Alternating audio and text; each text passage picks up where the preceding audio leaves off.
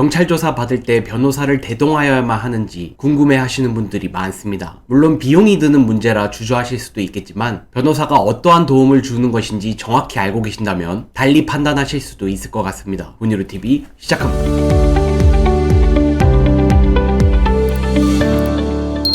안녕하세요. 훈이로TV의 김기훈 변호사입니다. 자, 오늘은 경찰 조사 받을 때 과연 변호사 도움이 필요한 것인지, 즉 변호사를 대동해서 가는 것이 필요한지, 제가 변호사니까 당연히 필요하다고 말씀을 드릴 것 같지만 도대체 무엇이 좋은지, 왜 필요한지에 대해서 실질적으로 제가 말씀을 드리고자 합니다. 우리가 일반적으로 고소를 당했다고 하면 아니 땐 굴뚝에 연기가 나겠어 라고 생각을 하시는 것 같은데 생각보다 정말 억울한 고소가 많습니다. 그런데 이제 이런 억울한 고소가 절대로 죄가 되지 않는다. 왜냐하면 억울한 고소라는 것은 죄가 없는 경우를 말씀드리는 것이니까. 그런데 이제 수사기관이 신이 아니다 보니까 정말 말도 안 되는 고소가 아닌 이상 경계선에 놓인 경우에는 정말 재수가 없으면 죄가 될 수도 있습니다. 실제로 진실이 무엇인지는 아무도 몰라요. 일단 고소 단계에서 고소인은 자신의 고소가 정당하다라는 점을 입증하기 위해서 증거들을 낼 텐데요. 그때 이제 악의적으로 짜집기한 녹취를 내는 경우도 많고, CCTV에 유리한 장면도 있는데 그 부분은 다 삭제하고 일부만 제출하는 경우, 이런 경우가 너무 많습니다. 수사기관은 오로지 증거로서 판단을 하기 때문에 정말 말도 안 되는 고소, 그 자체로 죄가 되지 않는 고소가 아닌 이상은 경계선에 놓여 있다고 판단이 되고, 이런 경우에는 조심하셔야 합니다. 그래서 변호사를 대동하면 어떠한 도움을 받을 수 있나? 첫 번째, 우선 조사받기 전에 우리가 준비태세를 갖출 수가 있습니다. 제가 경찰 조사와 관련된 이전 영상에서도 설명을 드린 바 있지만 우리가 준비도 없이 조사부터 받는 것은 상당히 위험합니다. 그래서 적어도 내 입장을 논리적으로 정리해서 확정을 해놓고 그것에 맞추어서 진술을 하셔야지, 그때그때 입장을 바꾸는 것은 정말 좋지 않습니다. 특히 나중에 진술 사이에 모순이 생기는 경우에는 상당히 안 좋은 심증을 가지게 만들 수 있기 때문에 미리 어떠한 입장을 취할 것인지, 어떠한 답변을 할 것인지에 대해서 확정하고 자신의 논리를 구성하는 것이 상당히 중요합니다. 그래서 내가 죄 지은 것이 없는데, 나는 당당한데 뭐하러 변호사까지 대동하냐, 나는 그냥 출석하겠다 라고 말씀하시는 분들, 그분들이 잘못됐다는 것이 아니라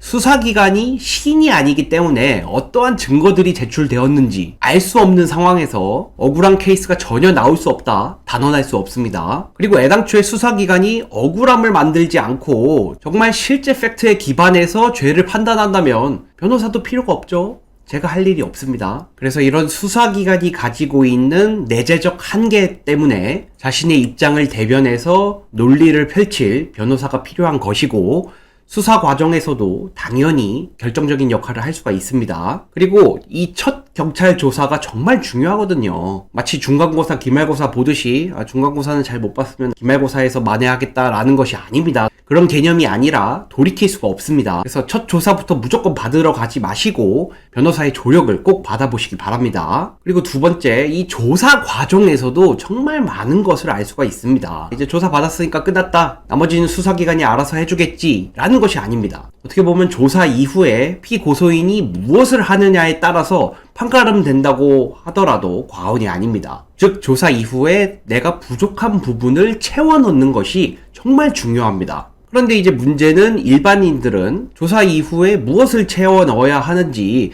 부족한 부분이 무엇인지 확인하시기가 어렵죠. 변호사들은 아무래도 담당 수사관이 어떠한 질문을 했고 어떠한 태도를 취하고 있고 어떠한 증거들을 제시하는지에 따라서 심증이 어떠한지 유추할 수가 있습니다. 변호사가 노상하는 일이 그런 것이죠. 그런데 이제 무혐의의 심증이면 땡큐죠. 그런데 유죄의 심증이고 내가 억울한 상황이라면 심증을 바꿀 증거나 주장을 면밀하게 제시하셔야 합니다. 그래서 조사 이후에 이런 것들을 제대로 제시해야만 담당 수사관의 심증을 바꿀 수 있고 유죄로, 즉 기소 의견으로 송치하는 것을 막을 수 있는 것입니다. 자, 이 모든 것의 전제 사실은 수사기관은 내 편이 아닙니다. 고소인 편이라고 보기도 어렵고 피고소인 편이라고 보기도 어렵고, 단지 현출된 증거들로 사안을 판단할 뿐입니다. 그렇다 보니까 이러한 부분의 증거가 부족하다, 이런 부분을 반박해달라 라고 친절하게 말해주지도 않습니다. 민사재판에서 판사는 오히려 그런 점에 대해서 적극적으로 성명을 구하는 경우가 있는데, 수사기관은 그런 경우가 거의 없습니다. 수사기관이 내 편이 아니기 때문에 여러분의 든든한 편, 변호사를 대동하시는 것이 아무래도 유리할 수 있겠죠. 그래서 변호사를 통해서 수사기관이 주목하는 부분을 확인하시고 우리가 반증할 증거나 반박 논리를 구성하시기에 훨씬 더 용이합니다. 그래서 변호사를 대동하셨을 때 대동하고 수사 받으신 다음에 변호사의 역할이 끝나는 것이 아니라 수사 이후에 변호사가 변호인 의견서와 증거를 제출함으로써 본인의 억울함을 제대로 호소하고 만약에 좋지 않은 심증이 있었다면 이를 바꾸기 위해서 노력하겠죠. 이러한 과정이 반드시 필요한 것입니다. 그리고 마지막으로 법리 주장으로 혐의 없음, 즉 무혐의가 나오는 경우도 많습니다. 그러니까 우리가 다소 부적절한 행동을 했다고 하더라도 무조건 죄가 돼서 처벌받는 것은 아닙니다. 형법 등 법에 처벌 규정이 있어야만 처벌받는 것이지 비난할 수 있는 것과 처벌을 하는 것은 별개이기 때문이죠. 그래서 내 행동이 부적절한 것은 맞다. 다만 법에 따르면 처벌할 수가 없다. 그렇기 때문에 나에 대해서 무혐의가 나와야 된다라는 주장이 법리 주장입니다. 그래서 이러한 법리 주장은 아무래도 변호사가 할 수 있는 것이지 일반인 분들은 좀 어렵지 않을까 생각이 됩니다. 그리고 또 문제는 수사기관이 당연히 이를 먼저 알려줄 리가 없습니다. 아마도 그런 법리 주장이 가능한지 생각도 안 해볼 거예요. 뭐 공소시효가 도과했다 뭐 이런 부분은 스스로 검토할 수도 있지만 그래서 이 경찰 조사 단계에서 우리가 억울함을 호소하면서 무혐의를 노리기 위해서는 첫 번째로는 이제 사실 인정 부분, 내가 그러한 행동을 하지 않았다던가 죄를 구성하는 구성 요건에 해당하지 않는다라는 이 사실 인정 부분을 열심히 주장하고 동시에 변호사는 법리 주장도 함께 합니다. 즉 법리적으로 이것은 처벌할 수가 없다라는 법리 주장도 얼마든지 할 수가 있고 이러한 법리 해석의 문제는 아무래도 변호사의 영역이다 보니까 이 부분을 주장할 수 있을 것입니다. 그래서 마지막으로 말씀드리고 싶은 부분은 그러니까 수사 단계에서 쭉 홀로 진행하시다가 결국에는 경찰에서 기소 의견으로 송치하고 또 검찰도 공소를 제기한 이후에 즉 법원에서 나는 무죄를 받겠다 라면서 찾아오시는 분이 계십니다. 그런데 개인적으로 볼 때 정말 가장 어려운 사건이 아닌가 싶습니다. 뭐 불가능하다라고 말씀드릴 수는 없겠지만 정말 어렵습니다. 이미 수사 단계에서부터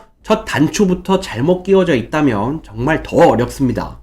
그렇기 때문에 만약 억울하시다면 법원에서 내가 무죄를 받겠다라고 주장하시기보다는 수사 단계에서부터 내가 제대로 대응해서 나는 혐의 없음을 받겠다 이렇게 시작하시는 것이 훨씬 더 가능성이 높습니다. 자, 오늘은 이렇게 경찰 조사 받을 때 변호사를 대동해야 하는 이유에 대해서 말씀을 드렸는데요. 만약 고소를 당하셨다면 그것이 정말 황당무계한 수준의 고소가 아닌 이상은 변호사를 통해 어떻게 대응할 것인지 논의하시어 본인의 억울함을 제대로 호소하시기 바랍니다.